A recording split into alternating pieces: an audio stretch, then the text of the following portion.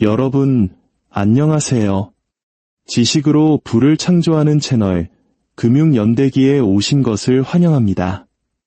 우리는 보통 한 나라가 흥하고 망하는 게 선거 결과나 혁명, 아니면 대통령처럼 힘있는 지도자의 공개적인 결정 때문이라고 믿으며 살아가죠. 그런데 말입니다. 현대 경제사를 깊이 파고들면 파고들수록 좀 불편한 진실과 마주하게 됩니다. 바로 지금 여러분이 살고 있는 이 세계, 여러분의 취업 전망, 영끌에서 산 아파트의 주택담보대출 금리, 국가부채, 여러분이 쓰는 돈의 가치, 그리고 궁극적으로 여러분의 경제적 자유가 사실은 국회의 사당이나 청와대 같은 곳이 아니라 여러분이 평생 들어가 볼 일 없는 어떤 조용한 방에서 결정되었다는 사실 말입니다. 그 방은 정치인 대신 분석가들로, 유권자 대신 경제학자들로 가득 차 있습니다. 공개 토론이 아닌 그들만의 비공개 합의로 모든 것이 결정되는 곳이죠. 지난 100년간 세계 경제를 지배해온 가장 중요한 아이디어들, 예를 들어 중앙은행의 기준금리 정책, 세계화, 규제 완화, 긴축재정 같은 것들은 그냥 어느 날 갑자기 하늘에서 뚝 떨어진 게 아닙니다. 이 모든 것은 민주적 정당성도, 선거를 통한 책임도, 심지어 누가 왜 돈을 대는지 공개할 의무조차 없는 기관들에 의해 정교하게 제조되었습니다. 그 이름은 바로 싱크탱크입니다. 돈과 권력, 그리고 역사가 충돌하는 이곳, 금융연대기에서는 그 어떤 것도 보이는 것처럼 단순하지 않습니다. 오늘 이 지적 여정에 동참하여 부와 지혜를 향한 첫걸음을 내딛고 싶으시다면 구독과 좋아요 잊지 마세요. 이건 단순한 클릭이 아니라 세상의 판을 꿰뚫어 보겠다는 여러분 자신과의 약속이니까요. 자, 어떻게 이 싱크탱크라는 존재가 현대 경제에 보이지 않는 설계자가 되었는지 이해하려면 세상이 거대한 재앙으로부터 스스로를 재건하려 몸부림치던 시절로 거슬러 올라가야 합니다. 때는 20세기 초, 1차 세계대전이 막 끝났고 글로벌 금융 시스템은 위태롭게 흔들리고 있었습니다. 각국 정부들은 이전에 한 번도 겪어보지 못한 새로운 경제 현실 앞에서 어쩔 줄 몰라 허둥댔죠. 지금은 상상도 못할 일이지만 당시 정부 조직은 아직 미숙했습니다. 대부분의 정부에는 자체 경제학자 팀도, 요즘 한국의 KDI 같은 정책연구부서도 거의 없었어요. 부채의 지속 가능성, 생산성, 무역 역학, 조세 모델 같은 걸 분석할 팀이 전무했죠. 한마디로 주먹구구식 행정이었습니다.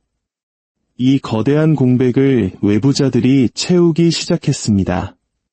1916년 워싱턴의 소규모 경제학자들과 자선사업가들이 모여 브루킹스 연구소를 설립합니다. 영구적이고 비정부적인 경제연구센터를 만들려는 최초의 시도 중 하나였죠. 겉보기엔 그냥 학술 단체 같았습니다. 하지만 설립 첫날부터 브루킹스는 국가의 핵심 의사결정 과정에 직접 연결되었습니다.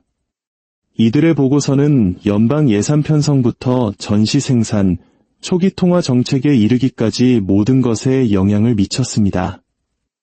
그리고 이들이 개척한 민간 자본으로 운영되는 전문 지식이 공공정책을 이끈다는 모델은 곧전 세계로 퍼져나가게 됩니다. 한편 대서양 건너 영국에서는 1차 세계대전의 혼란과 실패로 끝난 파리 평화협상 이후 또 다른 기관이 탄생합니다.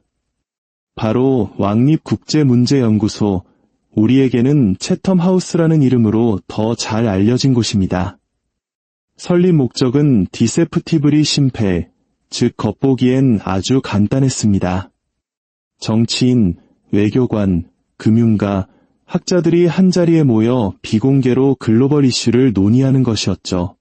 하지만 실제로는 채텀하우스는 영국 엘리트들과 새롭게 부상하던 경제 지정학의 세계를 잇는 결정적인 다리 역할을 했습니다. 2차 세계대전이 발발할 무렵 싱크탱크는 더 이상 학자들의 호기심 어린 연구 대상이 아니었습니다. 그들은 정보자산이자 전략 자문가였고 다가올 세기를 정의할 지적 아키텍처의 중추가 되어 있었습니다. 그리고 마침내 그 끝판왕이 등장합니다. 바로 랜드 연구소입니다. 1948년에 설립된 랜드 연구소는 이전에 존재했던 그 어떤 기관과도 달랐습니다. 학계, 군사정보, 컴퓨터 모델링, 경제 예측이 결합된 하이브리드 괴물이었죠. 랜드는 정책을 연구하는 데 그치지 않고 아예 정책을 설계하고 엔지니어링했습니다. 핵전략, 게임이론, 리스크 모델, 초기 행동 경제학 연구, 냉전 시뮬레이션 등 랜드는 수십 년간 미국의 외교 및 경제 정책을 형성할 사고방식 자체를 만들어냈습니다. 그리고 이는 이후에 생겨난 모든 주요 싱크탱크의 완벽한 청사진이 되었습니다. 1970년대가 되자 싱크탱크는 워싱턴, 런던, 브뤼셀 등 전 세계 주요 도시에서 기하급수적으로 늘어납니다.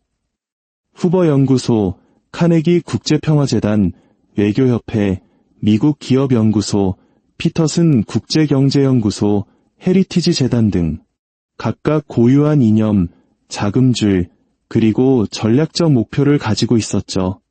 이들 모두 정치에서 가장 가치 있는 통화, 즉 아이디어에 대한 영향력을 차지하기 위해 치열하게 경쟁했습니다. 바로 여기에 그들의 힘의 비밀이 있습니다. 정치인은 왔다가 사라지지만 싱크탱크는 사라지지 않습니다. 정부는 4년이나 8년마다 바뀌고 의회 권력도 이동하고 내각도 교체됩니다. 하지만 싱크탱크는 그 자리에 변함없이 남아 정치 지도자들이 무엇이 가능한지 혹은 무엇이 불가피한지 믿게 만드는 지적 프레임워크를 조용히 만들어갑니다. 이것이 바로 글로벌 경제 질서가 선거가 아닌 합의 제조를 통해 구축된 방식입니다. 유권자들이 후보의 인물 됨됨이를 놓고 논쟁할 때 싱크탱크는 경제 원칙을 놓고 토론합니다. 시민들이 후보자 사이에서 선택할 때 싱크탱크는 세계관 자체를 선택합니다. 그리고 대중이 정책 결과에 대해 이야기할 때 싱크탱크는 애초에 어떤 정책을 고려의 대상으로 삼을 것인지에 대한 각본을 씁니다. 하지만 이 기관들의 영향력을 제대로 이해하려면 돈의 흐름을 따라가야 합니다. 싱크탱크는 진공 상태에서 운영되지 않기 때문입니다. 그들은 정부, 대기업, 방산업체, 억만장자, 그리고 정책 형성에 명확한 금전적 이해관계가 걸린 글로벌 재단들로부터 막대한 자금을 지원받습니다. 록펠러, 포드, 카네기, 오픈 소사이어티, 월스트리트의 투자은행들, 로키드 마틴이나 제너럴 다이내믹스 같은 거대 방산업체들, 에너지 기업, 테크 대기업들, 이익을 얻을 것이 있는 모든 주요 산업 부문이 후원자 명단에 이름을 올리고 있습니다. 물론 기부금은 연구의 독립성을 보장한다는 약속과 함께 전달되지만 현실의 인센티브는 다른 이야기를 들려줍니다. 싱크탱크가 후원자의 장기적인 이익과 충돌하는 보고서를 발표하는 경우는 거의 없습니다. 굳이 어떤 결론을 내리라고 지시할 필요도 없습니다. 자금은 그냥 이미 자신들과 비슷한 세계관을 가진 기관으로 자연스럽게 흘러 들어가기 때문입니다. 이것이 바로 거대한 규모에서 영향력이 작동하는 방식입니다. 명령이 아니라 방향성의 일치를 통해서 말이죠. 결국 정부 내에서 상식으로 받아들여지는 경제 아이디어들은 가장 강력한 후원자들의 전략적 목표를 지지하는 경향이 있습니다. 1980년대의 규제 완화, 금융 자유화, 자본가들을 위한 감세, 공기업 해체를 찬양하는 보고서가 해일처럼 쏟아져 나온 것도 바로 이런 이유 때문입니다. 이건 필연적인 시대의 흐름이 아니었습니다. 유기적으로 발생한 것도 아니었죠. 이것은 더 적은 제약으로 전 세계에서 자유롭게 활동하고 싶었던 기업 후원자들의 지원을 받은 헤리티지 재단, AI, 카토 연구소 같은 기관들에 의해 전략적으로 제조된 것이었습니다. 한편 브루킹스, CFR, 채텀하우스, 피터슨 연구소와 같은 기관들은 세계화 자체의 지적 토대를 만들고 있었습니다. 자본의 자유로운 이동, 민영화, 무역 자유화, 그리고 국가부채 해결책으로서의 긴축재정. 이 모든 것들이요. 싱크탱크는 단순히 정책에 영향을 미친 것이 아니라 하나의 세계관을 표준화했습니다. 시장은 합리적이고 정부는 비효율적이며 세계화는 운명이고 불평등은 진보를 위해 어쩔 수 없이 감수해야 하는 부작용이라는 세계관 말입니다. 1990년대가 되자 싱크탱크는 통치기구의 핵심 부품으로 완전히 통합되었습니다. 그들은 장관, 중앙은행 자문위원, 전략 컨설턴트, 세계은행 이코노미스트, IMF 협상가, 무역 대표들을 공급했습니다. 소위 회전문 인사, 한국식으로 말하면 관피아 현상은 더 이상 은유가 아니었습니다. 그것은 현대 경제 권력의 결정적 특징이 되었죠. 어떤 사람이 골드만삭스에서 5년, 브루킹스 연구소에서 3년, 재무부에서 2년, IMF에서 1년을 일한 뒤 싱크탱크의 선임 연구원으로 돌아왔다가 자신이 한때 몸담았던 산업을 규제하는 이원회의 위원으로 임명되는 식입니다. 이 끊임없는 순환은 미묘하지만 강력한 것, 즉 이념적 연속성을 만들어냅니다. 어느 정당이 선거에서 이기든 상관없이 기저에 깔린 경제 원칙은 동일하게 유지됩니다. 왜냐하면 그 원칙을 쓰는 사람들은 바뀌지 않기 때문입니다. 오늘날 글로벌 금융 시스템이 마치 자동 조종 장치로 움직이는 것처럼 느껴지는 이유가 바로 이것입니다.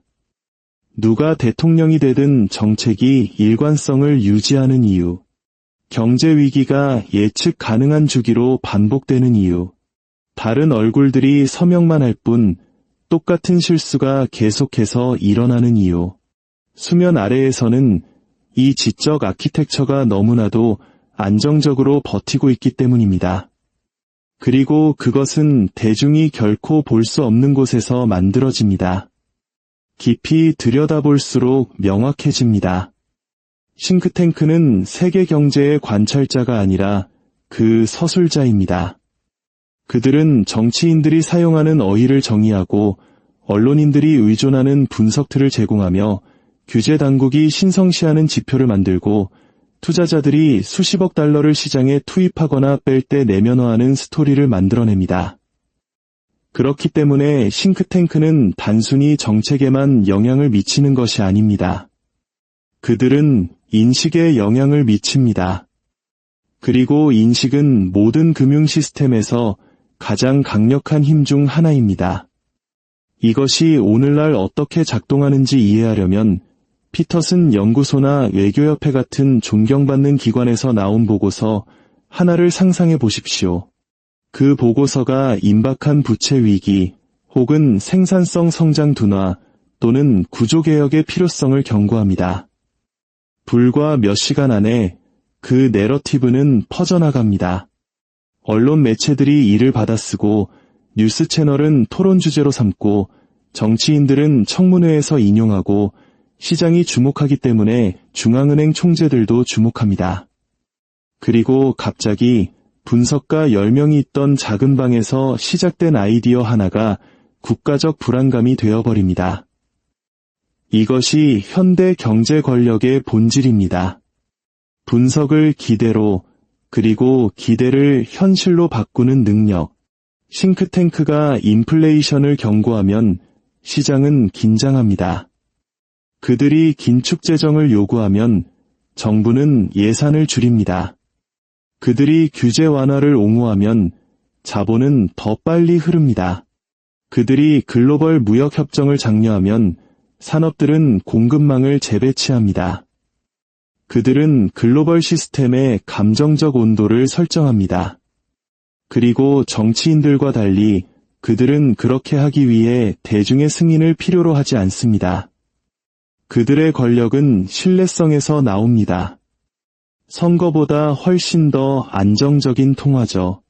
하지만 영향력이 항상 추상적인 것만은 아닙니다. 때로는 직접적인 정책 설계의 형태를 띠기도 합니다. 시카고 학파 경제학자들, 즉 밀턴 프리드먼, 조지 스티글러와 그들의 지적 후계자들을 보십시오. 시카고 대학에서 그들이 한 연구는 후버 연구소나 미국 기업 연구소 같은 싱크탱크에 의해 증폭되어 20세기 후반의 경제적 정통을 완전히 재정의했습니다. 자유시장, 규제 완화, 변동환율제, 법인세 인하, 민영화. 이건 단지 이론이 아니었습니다. 이 아이디어들은 레이거노믹스, 대처리즘, 그리고 수십 년간 세계 경제 정책을 지배했던 워싱턴 컨센서스의 뼈대가 되었습니다. 수많은 국가들이 민주적 심의가 아닌 바로 이 지적 인큐베이터에서 나온 프레임워크를 기반으로 국가 시스템 자체를 뜯어고쳤습니다. 한편 외교협회는 미국의 대외 경제 정책을 형성하여 오늘날의 달러 중심 시스템으로 진화한 전후 통화 질서를 만드는 데 일조했습니다.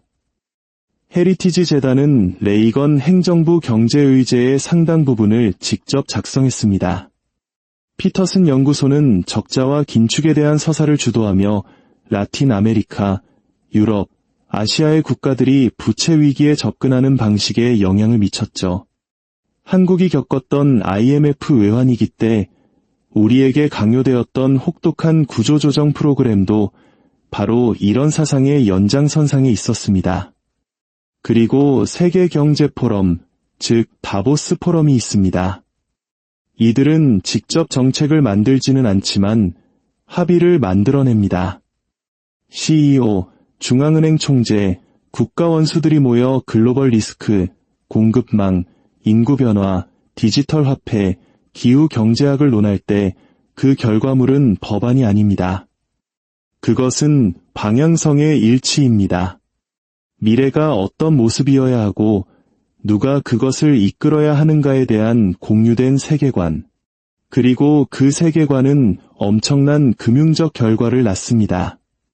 합의는 자본의 흐름을 만들고 자본의 흐름은 정책 선택을 만들며 정책 선택은 수십억 명의 삶을 결정합니다. 하지만 이 이야기에서 가장 놀라운 부분은 싱크탱크가 정부에 어떻게 영향을 미치느냐가 아닙니다. 그들이 서로에게 어떻게 영향을 미치느냐 하는 것입니다. 그들은 서로의 아이디어, 모델, 서사를 국경을 넘어 상호 강화하는 거대한 연결망을 형성합니다. 브루킹스의 보고서는 채텀 하우스에서 인용됩니다. 랜드의 논문은 나토에서 사용됩니다. CFR의 분석은 백악관 브리핑 자료에 등장합니다. IMF는 피터슨 연구소의 보고서를 인용합니다. 시간이 지남에 따라 이러한 상호참조는 마치 그것이 보편적 진리인 것 같은 환상을 만들어냅니다. 충분히 많은 기관이 동의하면 다른 의견은 비합리적으로 보이기 시작합니다. 이것이 강력한 순환고리를 만듭니다. 싱크탱크가 아이디어를 생성하고 그 아이디어가 엘리트의 합의를 형성하고 합의는 시장의 기대가 되고 기대는 정치적 행동을 만들고 정치적 행동은 원래의 아이디어를 다시 강화합니다. 이 피드백 루프는 매우 촘촘하고 효율적이어서 대중이 뚫고 들어가기가 매우 어렵습니다. 경제 정책이 종종 미리 정해진 것처럼 느껴지는 이유가 바로 이것입니다. 마치 어떤 투표가 있기 훨씬 전에 결과가 이미 잠겨 있었던 것처럼요. 왜냐하면 진짜 토론은 수년 전 대중이 결코 보지 못한 회의실과 컨퍼런스 홀에서 이미 끝났기 때문입니다. 이러한 현상이 가장 명확하게 드러나는 곳은 바로 통화 정책의 영역입니다. 중앙은행은 정치적 바람으로부터 독립적이라고 알려져 있습니다. 하지만 그들은 지적 영향력으로부터는 독립적이지 않습니다. 그들은 수십 년간의 싱크탱크 결과물에 의해 만들어진 동일한 이념적 토대를 공유합니다. 한 주요 싱크탱크가 인플레이션 기대 심리가 공식 데이터보다 빠르게 상승하고 있다는 논문을 발표하면 중앙은행 총재들은 주목합니다. 다른 싱크탱크가 신뢰도를 지키기 위해 금리를 높게 유지해야 한다고 경고하면 시장은 조정되고 정책 이반자들은 따라갑니다. 이런 식으로 싱크탱크는 글로벌 금융 시스템의 정신적 인프라 역할을 합니다. 그들은 합법적인 토론의 경계를 정의하고 어떤 위험이 진짜이고 어떤 것이 상상인지 규정하며 특정 해결책은 띄우고 다른 해결책은 비현실적이라고 일축합니다. 하지만 대부분의 사람들이 결코 보지 못하는 또 다른 층이 있습니다. 바로 후원자들이 경제사상의 장기적인 궤도에 미치는 영향입니다.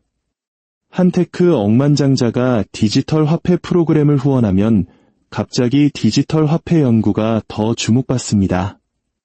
한 에너지 회사가 기후 정책 이니셔티브에 자금을 대면 갑자기 특정 기후 모델이나 비용 편익 분석이 힘을 얻습니다. 후원자들은 특정 결과를 요구할 필요가 없습니다.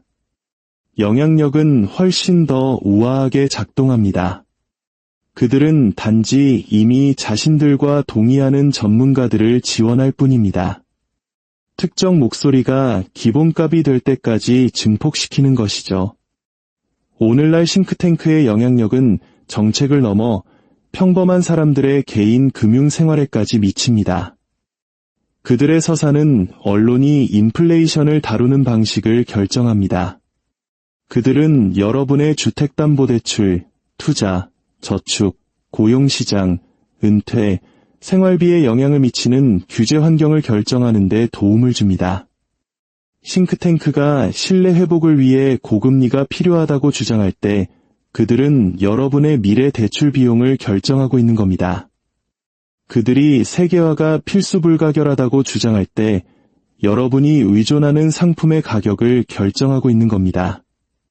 그들이 긴축 재정을 장려할 때 여러분이 이용할 수 있는 공공 서비스의 질을 결정하고 있는 겁니다. 싱크탱크는 단지 정책을 만드는 것이 아닙니다. 그들은 여러분이 살고 있는 경제 현실 그 자체를 만듭니다. 그리고 여기 마지막 불편한 진실이 있습니다. 가장 강력한 싱크탱크는 여러분이 TV에서 보는 곳들이 아닙니다. 여러분이 이름도 들어보지 못한 곳들입니다. 정보기관을 위해 비밀 브리핑을 제작하는 곳들, 다국적 기업으로부터 조용히 자금을 지원받는 곳들, G7 정상회담의 의제가 되는 백서를 작성하는 곳들, 그들은 IMF, 세계은행, 국제결제은행 같은 글로벌 거버넌스 아키텍처 내부에 깊숙이 박혀 있습니다. 그들은 홍보가 필요 없습니다. 그들의 힘은 커튼 뒤에 존재하니까요. 그렇다면 교훈은 무엇일까요? 세상은 좌파와 우파의 충돌이나 헤드라인을 장식하는 지도자들에 의해서만 움직이지 않는다는 것입니다. 세상은 아이디어 간의 경쟁에 의해 형성됩니다. 그리고 그 아이디어들은 대중이 결코 선출하지 않은 기관들에 의해 정제되고 시험되고 포장되어 배포됩니다. 싱크탱크는 그 아이디어들이 만들어지는 공장입니다. 글로벌 경제가 어떻게 작동하는지, 그리고 여러분 자신의 금융 미래를 어떻게 보호할지 이해하고 싶다면 공식적인 이야기 뒤에 있는 기계 장치를 이해해야 합니다. 여러분의 돈에 대한 결정은 단지 국회나 중앙은행에서만 내려지는 것이 아니기 때문입니다. 그 결정은 그 아래에 있는 지적 인프라 안에서 만들어집니다. 역사는 반복되지 않지만 역사를 만드는 프레임워크는 반복됩니다.